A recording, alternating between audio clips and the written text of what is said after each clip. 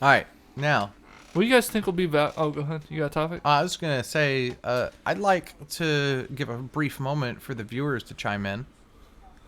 All right, moment's over. Anyways, That's so funny, dude. But as I was saying, like, what do you guys think will be? What do you think will be valuable in like a century or something? What do you think we're using today? oh wait, can you define the realm of valuable? I don't know. Okay. Okay. Like valuable if emotionally there's or an- valuable like financially? Okay. So I mean, well, what do you hold? Everything's different, but let's say there's an apocalypse or something. Okay. Well, something of value would be like clean water, you know. But clean water might just be like Books. something basic right now. Books, So, books. Where you think? That's a great example. I was just gonna say, in the future, it could be whatever future you want. You'd be all like, okay, I think in 100 years, like clarify your position. It'll kind of be dystopian.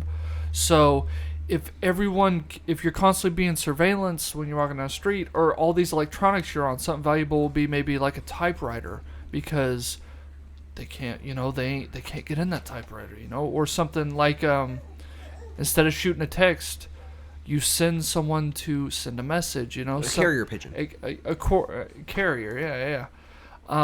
A carrier pigeons. Yeah, that's what I said. Well, they no, I was Carrier just repeating what- owls Yeah, or I was just gonna whatever, say, well, in jail, carrier cockroaches, as if you will. That's freaking But awesome. yeah, what do you guys think would be valuable in 100 years? What's your vision in 100 years? What do you think it'll be? And then, based off that, I mean, I think the books are going to be valuable no matter what. I think it's great if it's apocalyptic or even just really futuristic, cyberpunk or esque or what have you. But yeah, I think that's just a well-rounded answer, Dills. Anyways, I'm gonna go ahead and lead the charge on this one.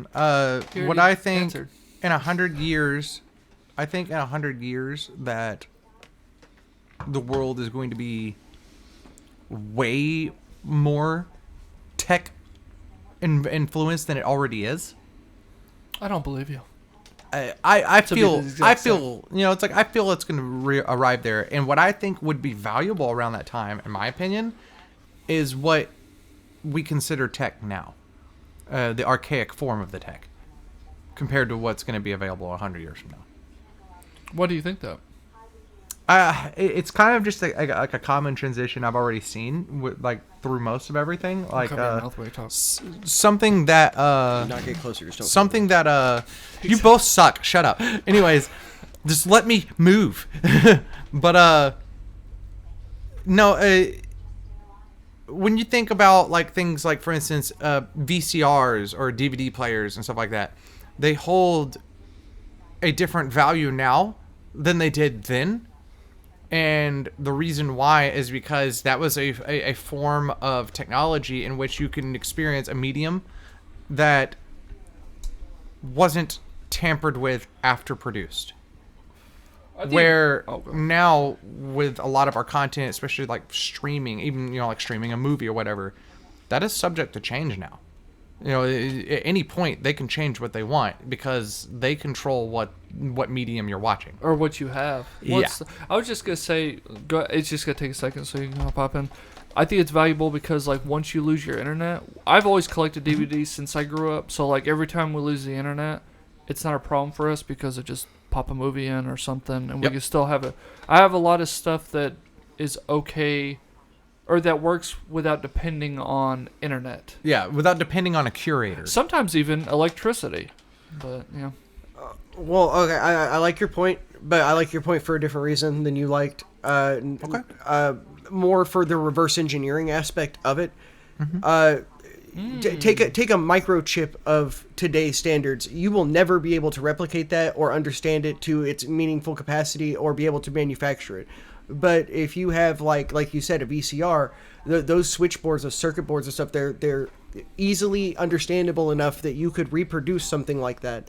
Yeah. Instead of so like if we don't keep any of that knowledge, if we don't keep any of that stuff at all, then once we've advanced too far and that stuff has been obliterated, if this advancement gets obliterated, we don't know how to get back to Yeah, it. what's your fallback? Yeah, you've got to that point, but going backwards is completely different. Well, That's a no. really good It's point. start Exactly. going backwards. It's completely different. It's being able to build it. That's completely Or, different. No, we're on the rebuild same- it for that matter. yeah, even yeah, rebuild sorry. it. You know, because right there, what he said, he nailed it on the head. You know, it's like that archaic form of technology is going to be more valuable 100 years from now because there's going to be less of it to have. And you know, I'm not saying, you know, like something like just a regular old like Toshiba VCR or whatever is going to be like $1 million or something like that. You know, I don't think it's going to be valuable in that regard. But I think as far as like what we would deem as most valuable would be, you know, like he said, lost knowledge. Losing knowledge is one of the biggest detriments that we could suffer. And even just kind of dipping into our past conversation Okay. on here, Well put, yeah. you need, your brain likes to learn. It's a sponge. It wants to learn. And Well, that's what it's made for. What did they say about the moon landing stuff? Oh, we can't go back to the moon because we forgot how he did it. Yep. yeah. That's a weird. And excuse. that's the big thing right there is I don't want to I want to be able to archive some things so that I can document, or so like let's just say it is post-apocalyptic, and we need to be able to make we need to be able to make something, or even that right there is something that can help us get back to where we were rather than or even not even something post-apocalyptic. We can look at something smaller than that on like a company-wide scale. In the video game industry, Square Enix and I think jointed with Disney for their Kingdom Hearts games, they aren't able to do a 1-to-1 remake of those games, the original ones, because they lost all of it. They didn't keep records of how they built the game. So if they remade it now, they have to remake it as someone who's just looking at it, not someone who has created it. And so you're not going to get what it was because they don't remember how they made it what it was. That's interesting. It's kind of cool. It can't be replicated again. Yeah, and that's in a kind of why way. they won't. You know, it's like a lot of people, like Final Fantasy, it just got a huge remake for Final Fantasy VII, which is a really good game on the PS1, and everyone loved it. So the remake was really nostalgia-driven. It was fun. It was like being able to experience that story again or even in a new way. Where they can't really do that with Kingdom Hearts now because they lost or they didn't keep track of what made it what it was. They didn't keep track of its bones. So it's now just a shell. I was just gonna say, in a way, what they could do. I mean, just updating the. I mean, not updating the graphics. You're building a whole brand new game. Why can't they just redo it but keep the story the exact same? So they can try, but see that's the thing. Like when you take an old product, an old IP or an old idea, Okay. and you want to bring it into the modern era, there's a reason why. It's because of how it worked then. And if it doesn't work the same now as it did then, it's not going to make the same splash that it did then. I'm gonna disagree with you on this Yeah, I'm 100%. kinda out on You it a can little bit. remake it and remake it with very similar values. The problem there is the engine that you're running it on, and the engine itself is only capable of so much. Well, it's what- so if you try to remake it, unless you were trying to remake it based in like as an exact 1-to-1, I mean there'd be no point because you already have the one. So why exactly. remake it 1-to-1? The whole point of those things is to build it on a new engine, but try to keep it relatively the same. Relatively the same. Oh, okay, but that's the thing. I think a perfect example I could list off right now in modern day, Oblivion's remaster. When Bethesda did Oblivion's remaster, Is that they out? yeah. I have not played. I need to play that. Yeah, they have. I actually own it on Steam. I can like share it to you or something. I'll just buy it. No, I'll just buy it. I'm more than happy to put money. Either towards way, what I'm getting at with it is Bethesda created Oblivion Remastered on the original creation engine, but with Unreal Engine doing the uplifting, the prettying of it. So it's a double engine effort. They're using the original engine code and everything, so the game is still the same game, Yeah. but they're using Unreal Engine to make it look better. Okay, that's the difference right there. Okay. But they can't do that with Kingdom Hearts now because they don't have the original engine and they don't know how they built the Okay, original but there's engine. also a difference between a remake and a remaster. Yes. With the remaster, all they did was take the same code and then put it in that new engine, right? Yes. Okay. You wouldn't want to do that in a remake. A remake, there's maybe some extra stuff they'll throw in or little details like this. Usually, yeah. But like with remaster would be a better name for what I'm Yeah. talking about. I agree. So with the remake, which is at least what I kind of felt like the new Final Fantasy was, yeah, they didn't have that same code delay. I mean, because I feel like that gen the console gen is with the Leap. Well, you wouldn't be able to do that. It's also. kind of wild.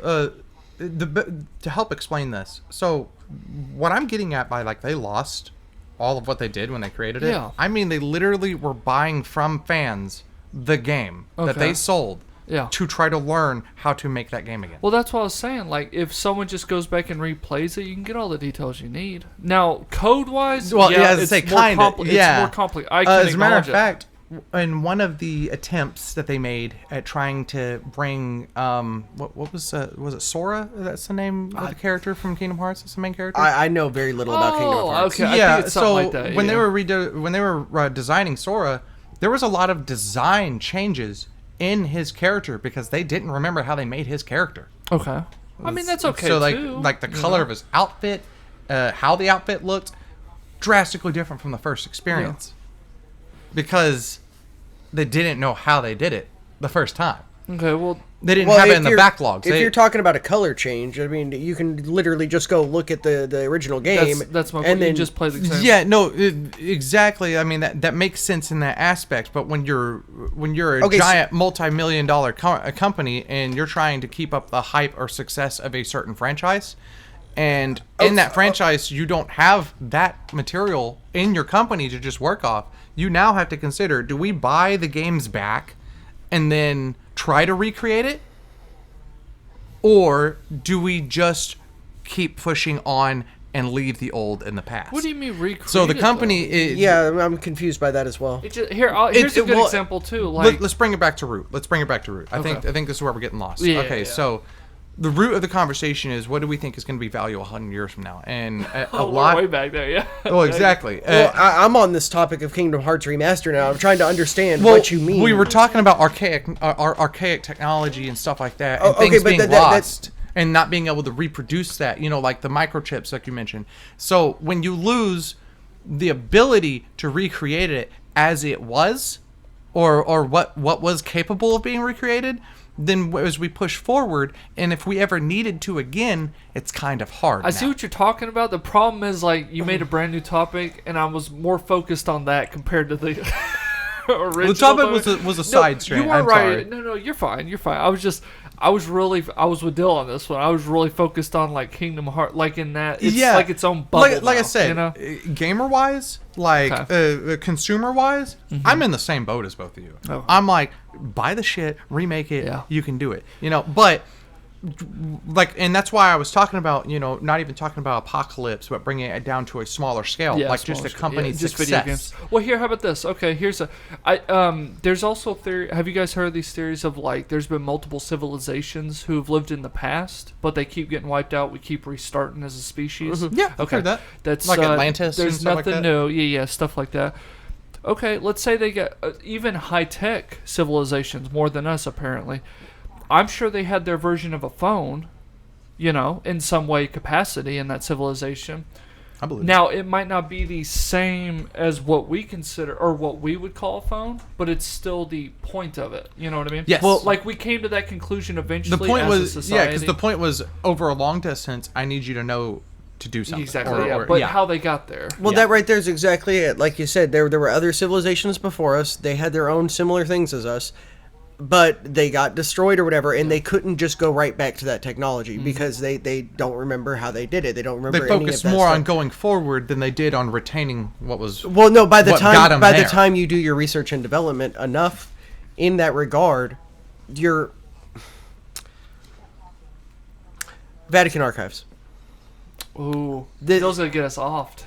No, see that I think they have a lot of that stuff recorded and stuff, and that's why I think archiving is important. That's why I like to get my old books. That's why I like to keep my old technologies, all these old typewriters, I get it. this old. That's why I like to physically own media that I buy, because Yeah. I want to be able to refer to that physical object. And so that's just it. Is once these civilizations got destroyed or that technology got destroyed, and it took 1,000, it took 100, let's say it took 300 years to get to that point. Again. If you have to restart from the beginning and try to get back there, by the time you're getting close to getting back there, generations have passed, and that technology, the idea of that technology is gone because Yeah, you're focused it's too hard lost. on rebuilding it. Yep. Yeah. Oh, that's See, exactly. there, yep. Now, right there, just what you just said, that kind of helps explain what I was talking about with the whole the Kingdom Hearts remaster or remake possibility. Yeah. The company has to take two options. Do we move forward? Do we create something new?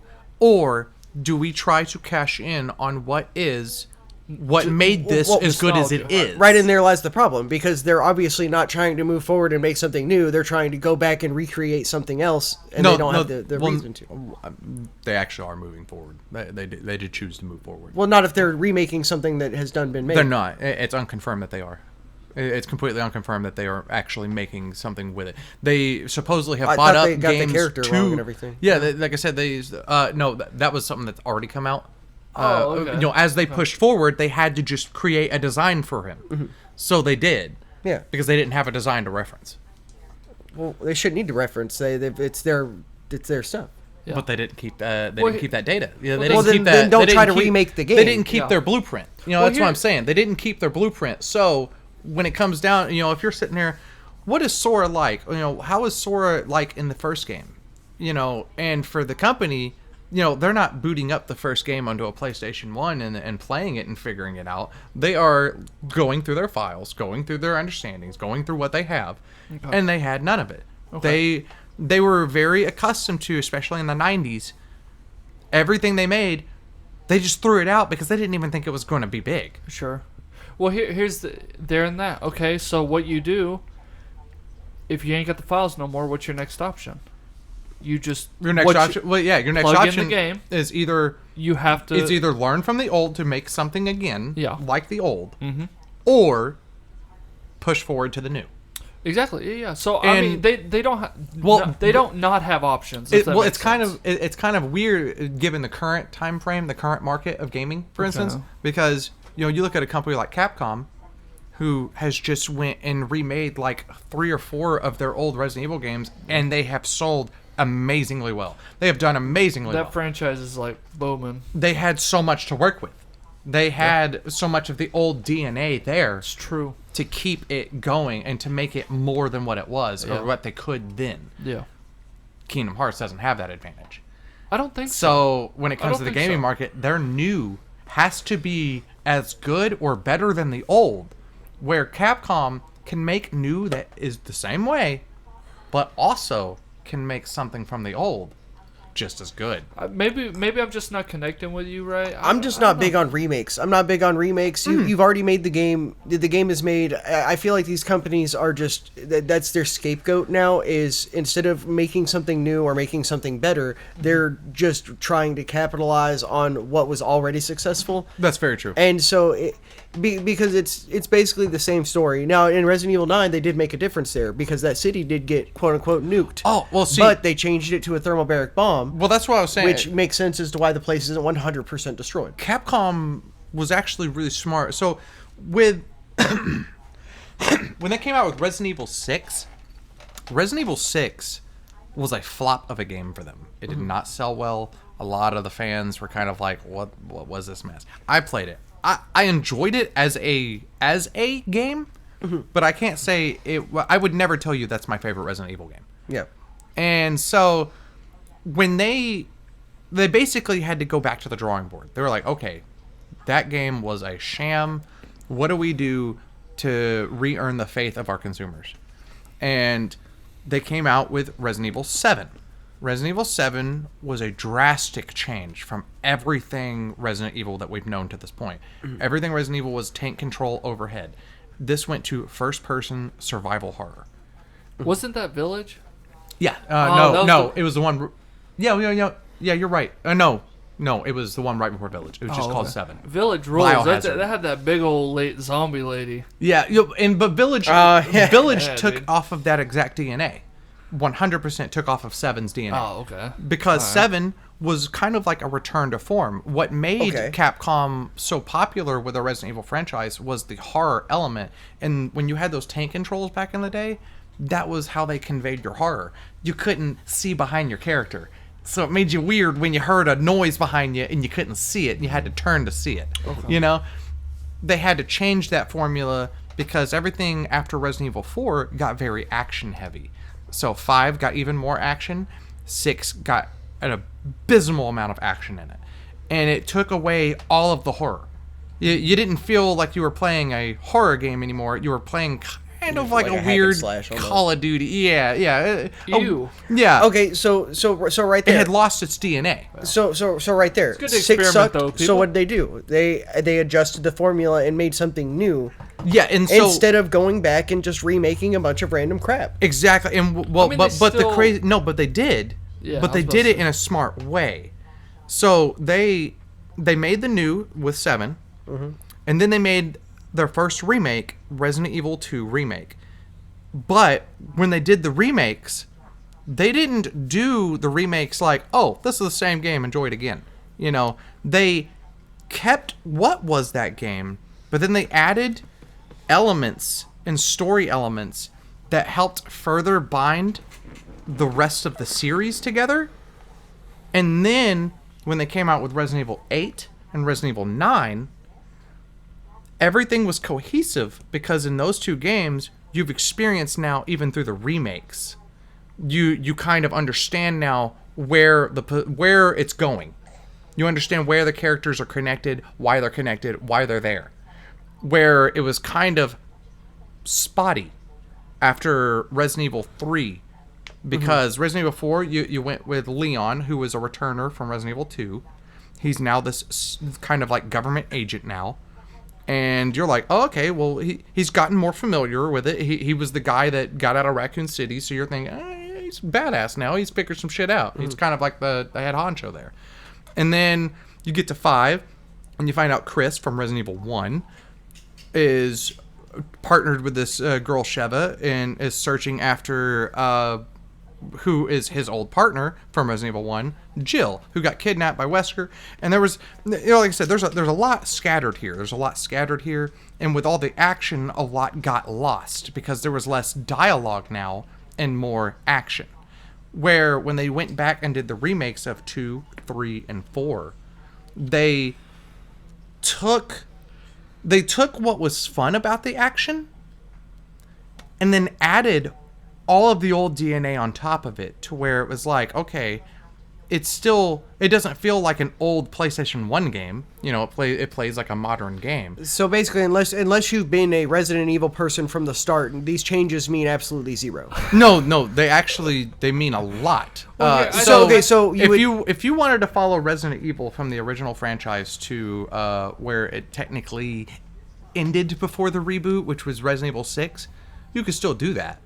But going from Resident Evil 2, technically Resident Evil 1 was actually really well fleshed out, so they didn't have to remake it. It was well fleshed out.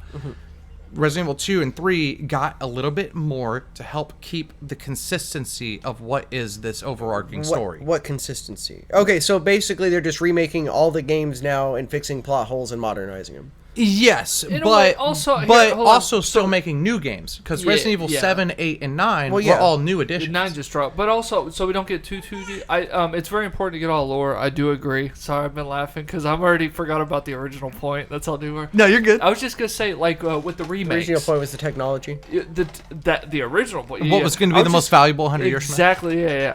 I was just gonna say back to the remake thing. You said you weren't the biggest fan. I think it does work in some cases. I don't like it when they do it every generation because there's a lot of people that It's not an everybody's game. Exactly. Like Fortnite and Battle Royale, not everybody needs a Battle Royale. There's a way to do it where it works. Yeah. Because there's a great example. A lot of people don't have PlayStation 1s no more. So I don't have a big problem with like when PlayStation 6 comes out, they're all like, hey, by the way, We have an edition where we upgraded every single PlayStation 1 now, and it comes with the 6. I don't have a problem with them doing that. You know what I mean? Where it's kind of... It's limited. It's obviously a niche audience now who still has a PlayStation 1. Yep. But they're all like, hey, better graphics. Something that it's not 8-bit now. I mean, there's obviously going to be 8-bit games you can enjoy. More modern controls. Yeah, not hating on that, but just like, I think there's a way to do remakes. Yeah, where I agree. Like for me, I really wanted to experience Resident Evil 2 and 3 because growing up, I played 1, and then I played 4, and then 5, and then 6. Gotcha. So, those were the ones that were available on the consoles that I had.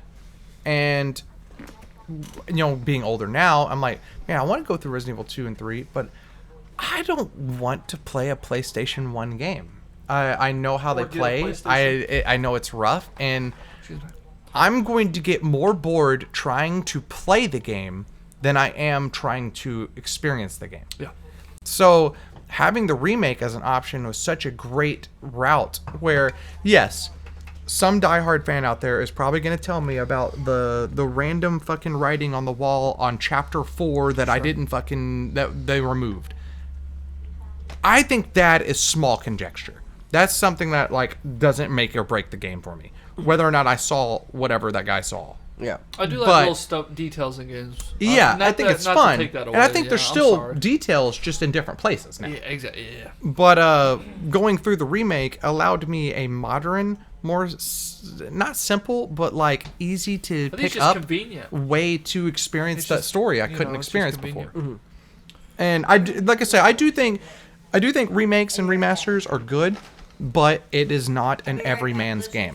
Does Call of Duty need to remake Black Ops 1? No. That would be awful. That would be a stupid idea. Mm-hmm. Because I think you could boot up Black Ops 1 and it's going to play pretty fine. I don't think Black Ops 1 had an issue. Oh, there's still actually. Well, I don't think Resident Evil 2, 3, 4, or 5 had issues. Well, no, exactly. But that's what I'm saying. We're talking about a change in modernization. So Capcom themselves, the creators, they had already changed their own formula at Resident Evil 4. Yeah. It became more action. Okay. So you're already now kind of wanting that, but you don't want just that. And that's what 6 became, was just that. Action, action, action. Okay, so when they remake 6, well, what do you expect them to change in it? I don't think they will remake 6. Because that's just the game. I actually think 6 was such a flop. I think if they're going to do another remake, I think they'll do a remake of 5 because they've already done 4's remake. I think they'll do a remake of 5, keeping it in line with what they've already done for 7, 8, and 9.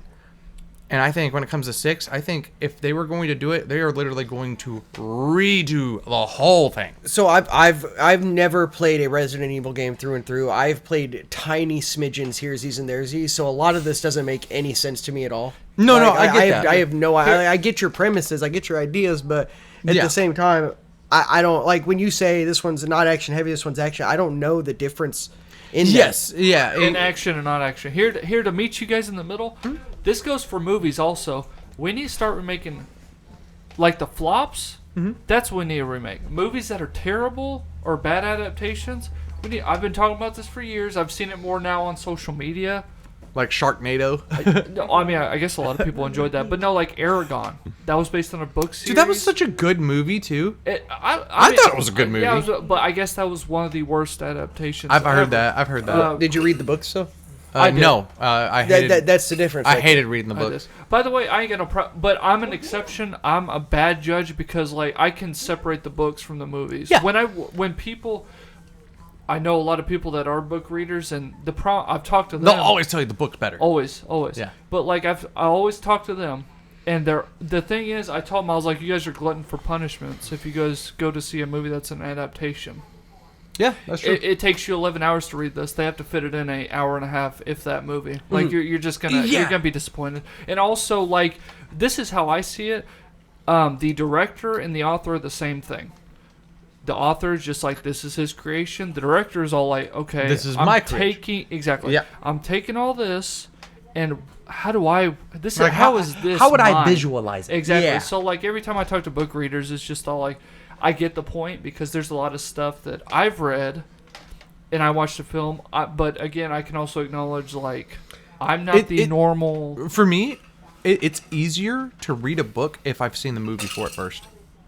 I've done both, like book and then like read the book first, then So like for me, second, just personally speaking, it's far easier to have watched the movie and then read the book, because I can just sit there and put the faces of everybody from the movie right on the There's characters that, in the yeah. book. Well, you you're know, just a visual person. yeah, Sure, yeah, okay. it helps me a lot more. Where if I have to imagine how everyone looks, I think you could say that's one of the reasons why I think most people who read books hate the adaptations, is because once you've already imagined it, you've made it what you've imagined. Well, no, that's the blueprint. That's the problem. I also get their argument. I ain't upset about it. It's just And of course you're going to be upset with someone else's imagining of it. A lot of it is people's, and this is from personal experience. It's the large deviations from the descriptions in the book. There's that. Yeah. Or omissions, even. Yeah, could, yeah. What? Yeah, like or even the omissions of scripts in the book. Like leaving omission. it out. Omission. Yeah, I'm Okay. sorry. It's emissions. Like, No, I was saying omission. I'm sorry. okay, yeah. Cool. It's the deviation from. Okay, it's the very obvious things, like in the Hunger Games. Katniss was supposed to be blonde, I remember this. You and talking then about when I it. very first saw that, I was like, Was she not? "Why is she She's a brown-headed? brunette. What the heck is Jennifer this?" Lawrence. She's a brunette. She's kind of like a dirty She's blonde. good looking. No, she's no, dude, No. I watched it not too long ago. She's blonde now, or I think. she Like I was said, blonde I don't know. before. I've kind of seen Go her to as like a Katniss, dirty though. blonde. No, guys. She's Katniss. Yeah, go to the Katniss image. Because that's where not her fair. as Katniss. I Yeah, look- that is yeah. fair. See, Okay. Now I see where you guys are coming That's from. that's not blonde. Yeah, that's Yeah, not that's even not dirty blonde. blonde. Yeah. If anything, that's muddy blonde. No, that's very brunette. Very brunette. she's a brunette there. So yeah, Great looking. So girl, I was by the right way. as far as the actual actress. Jennifer Lawrence is kind of a dirty blonde. Yeah, they should kept her after natural she hair changed color. her hair color. No. Her natural color. I was saying, her hair color change, I think, was brunette for the movie. I think they No. changed her hair color for the Is it movie. not? I've seen her mainly blonde. I could be wrong. Just Yeah, in I interviews think and they stuff. really I could did. be incorrect. I think they. Well, that's silly and stupid because dirty blonde would have been better overall because exactly. it matches That's your more of the point. No, description exactly. of It the is book. silly, stupid. That's why we That's agree his with you. point, Yeah, 100%. Like they shouldn't make changes like that. Like why? You know, a good example for me. And I hate to even kind of get on the topic of it, but it's like when you take a superhero, like a well-known superhero. Let's say someone Jonah like Hex. Superman. Okay. I think Superman is a very well-known superhero. So if you take someone like Superman, and you make him of African ethnicity, why? You know, my question is always why. Why Like was it a Watermelon problem Man. that he wasn't? Why was it a problem that he wasn't African ethnicity? You know, why couldn't we have a hero that is African ethnicity? Wait, why and can't, we do. Why can't he be black? Why can't Superman be black? Well, that's what I'm getting at. Why does he have to be? Oh, why does he have to be white? Why does he have to be anything other than what the original creator made him? Well, I'm okay. Let him be black. I'm also okay with Black Panther being white or Asian. That'd be pretty funny. Just Well, no. That ruins continuity. Yeah. I'm just trying to play well, off you guys. I completely Like agree. I said, but, it's like, I think there are cool heroes that are of African yeah, ethnicity. no, I agree. I'm just I don't think every hero needs to be. I think every hero needs to be a minority. Like That's me, though. I don't think we need a don't Superman for every race. We don't need 12 different versions of the same thing. We don't need a Snow White who's a man, woman, dog, cat. We don't need Y'all's lost. We don't need. No, see, the Green Lantern. The Green Lantern's a fun one, and you actually helped me understand that. The Green Lantern's a fun one because it's not necessarily an individual. Yeah, it's more actually than it's a the power coalition. comes from a force, and then the entire Green Lantern Corps, the ring is your power.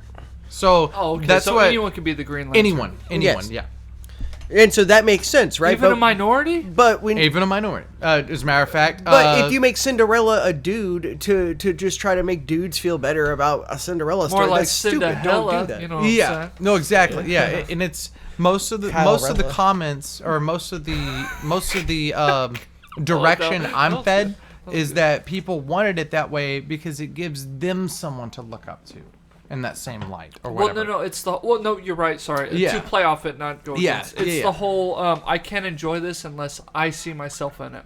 Representation. It's Well, the you whole, see, now the but funny it doesn't thing have to there- match every bit of you to see yourself in that. There's Yes. been plenty of, Well, hold on, that's Asian where- characters, women characters, male characters, It used to- white.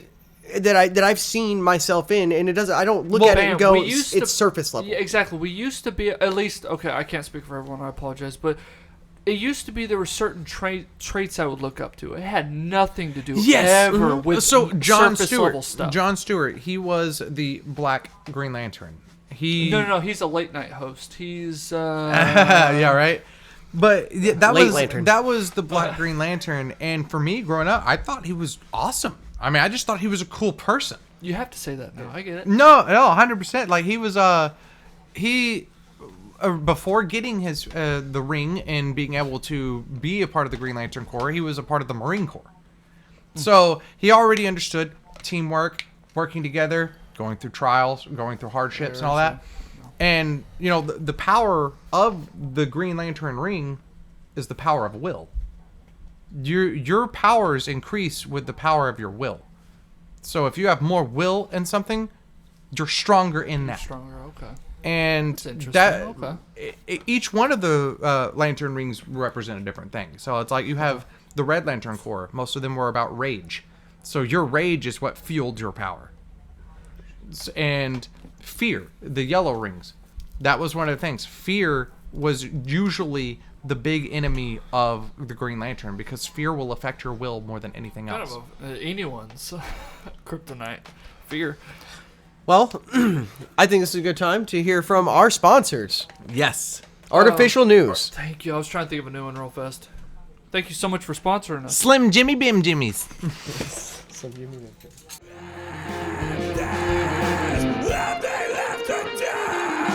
Don't kill